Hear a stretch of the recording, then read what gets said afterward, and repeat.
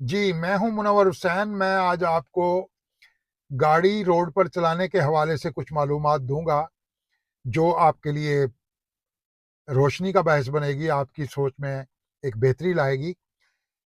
गुज़ारिश ये है कि जब आप रोड पर चल रहे होते हैं और आपके आगे कोई गाड़ी इस तरह से चल रही हो कि आप उसके बारे में ये कह रहे हो कि यार ये गाड़ी किस तरह चला रहा है।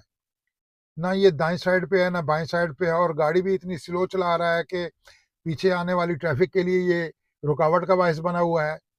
तो जब आप उसे ओवरटेक करने के लिए उसके करीब पहुंचेंगे तो देखेंगे तो उसने कान के साथ फोन लगाया हुआ होगा और उसकी पूरी तवज्जो उस फोन में होगी और पीछे वाली ट्रैफिक उसकी वजह से डिस्टर्ब हो रही होगी।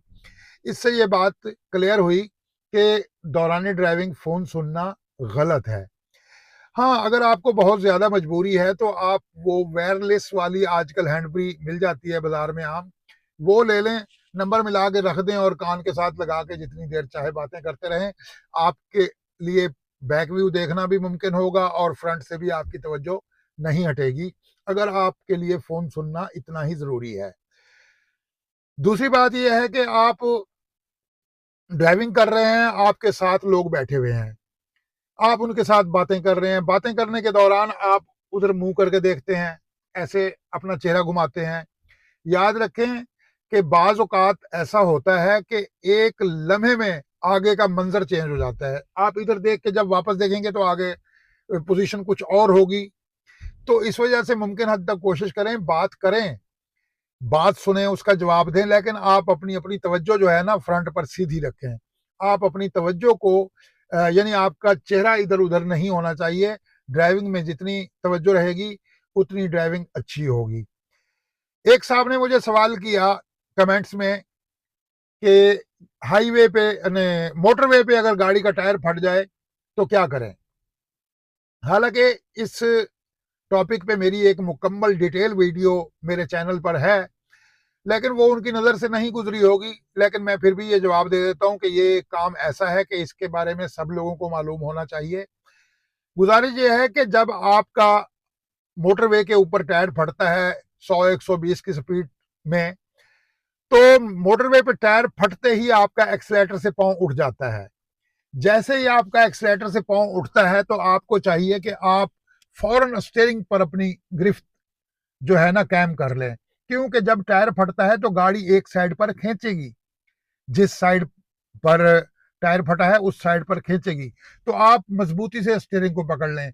गाड़ी आपकी मैनुअल है, गाड़ी आपकी पावर है, जो भी है आप मजबूती से पकड़ लें और गाड़ी को अपनी मर्जी ना करने दें। आप अपनी मर्जी से उसको ऐसा ऐसा लेफ्ट साइड पे ले जाएं।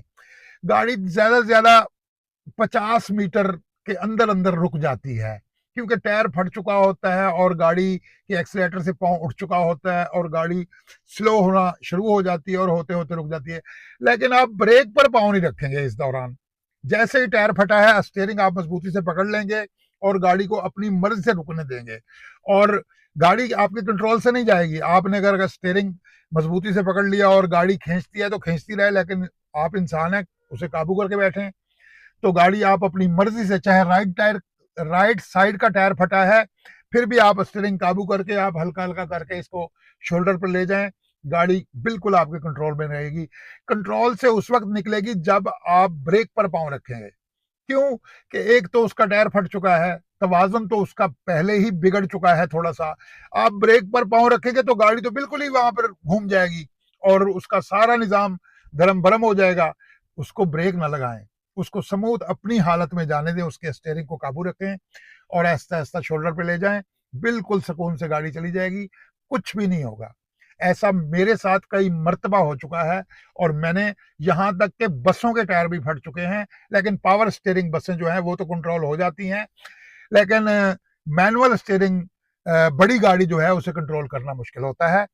तो कारें वैगना तो मसला ही कोई नहीं है, इसको तो बिल्कुल यूं ही मजबूती से पकड़ लो और ब्रेक पर पाँव रखो और गाड़ी को अपनी मर्जी से लेफ्ट पे ले जाओ, चाहे टायर टायर लेफ्ट का है या राइट का है। ये बात यहाँ मुकम्मल हुई। अच्छा, कुछ ड्राइवरों को मैं सड़क पर देखता हूँ, उनके टायर पंचर होते हैं और वो गाड़ी भगाए जा रहे होते हैं। होता क्या है, इसका पता कैसे चलता है? देखें, कार के टायर में 30 पाउंड हवा होती है, और वो 20 पाउंड तक अगर हवा कम हो जाए ना तो पता नहीं चलता, ये बिल्कुल सही बात है। लेकिन 20 से कम 18 या 15 हो जाए ना गाड़ी के व्हील की हवा, तो उसका पता चलता है। वो कैसे पता चलता है? अगर आगे वाला व्हील है तो हल्का हल्का गाड़ी जो है ना यूं स्टीयरिंग में वाइब्रेशन पैदा करेगी, हल्की हल्की। अच्छा, जिससे लगेगा यार क्या है। अच्छा, दूसरा, जिस साइड का यानी लेफ्ट का टायर पंचर है, उसकी हवा आधी रह गई है, तो हल्का सा स्टीयरिंग जो है ना, यहां चल रहा है स्टीयरिंग, तो थोड़ा सा यहां हो जाएगा, हल्का सा आपको फील कराएगा कि ये साइड खींचेगी खींचेगी, और आप स्टीयरिंग थोड़ा सा इस तरफ दबाव में रखेंगे, तो आपको फौरन समझ जाना चाहिए कि कहीं मेरी गाड़ी का टायर पंचर तो नहीं, रोक कर चेक करना चाहिए।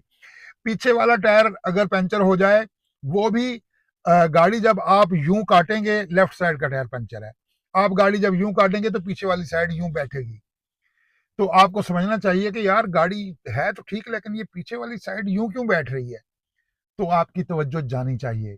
इससे पहले कि टायर डग डग डग डग करके रिम से ही उतर जाए और फिर आप जाकर गाड़ी रोकें, वो ठीक नहीं है, वो तो टायर खत्म हो जाएगा।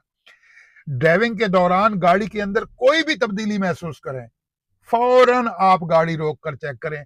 दूसरी बात, एक मैंने वीडियो बनानी है इलेक्ट्रॉनिक सिस्टम के ऊपर, लेकिन उसका एक मेन पॉइंट आपको बताता चलूं। गाड़ी में से जब भी स्मेल आए, कोई रबड़ जलने की या ऑयल जलने की, किसी चीज की स्मेल, आप गाड़ी के अंदर, एसी गाड़ी हो, शीशे बंद हो, तब भी आएगी, ये बात बिल्कुल फाइनल है। तो जब भी स्मेल आए, फौरी तौर पर गाड़ी साइड पर लगाकर रोकें और उसकी वजह तलाश करें। यकीन जाने आप किसी बड़े खतरे से बच जाएंगे। अगर आपने उस स्मेल को इग्नोर किया तो खुदा ना खास्ता कोई मुश्किल बन सकती है। तो मेरी आज की वीडियो इतनी तक है। ये सीधा सीधा चीज़ें मैंने आपको बतानी थी। मुझे उम्मीद है कि मेरी इन बातों से कुछ ना कुछ आपको समझ ज़रूर आएगा। तो चैनल को सब्सक्राइब कीजिएगा, और मैं इंशाल्लाह आप को इस तरह की वीडियोस देता रहूँगा। खुदा हाफिज़।